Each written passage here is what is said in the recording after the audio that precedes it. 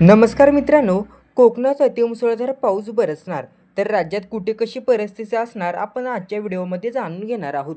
मित्रांनो, आपल्या चॅनलला तुम्ही नवीन असाल तर चॅनलला सबस्क्राईब करा. मराठवाड्यातील जिल्ह्यांमध्ये तुरळक ठिकाणी विजांच्या कडकडाटासह वादळ आणि सोसाट्याचा वारा आणि मध्यम पाऊस पडण्याची शक्यता हवामान खात्याने दिलेली आहे.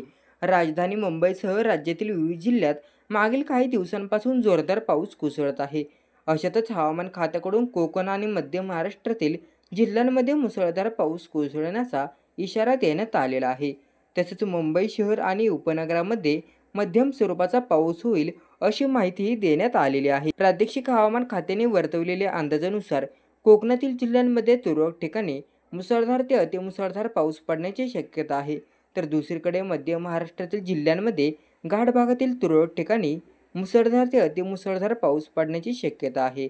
उत्तर मध्य महाराष्ट्र आणि मराठवाड्यातील जिल्ह्यात तुरळक ठिकाणी विजांच्या कडकडाटासह वाऱ्याचा 30 ते 40 प्रति वेग आणि मध्यम पाऊस पडण्याची शक्यता आहे. तर विदर्भातील जिल्ह्यांमध्ये तुरळक ठिकाणी मुसळधार ते अतिमुसळधार पाऊस पडण्याची शक्यता वर्तवण्यात येत आहे.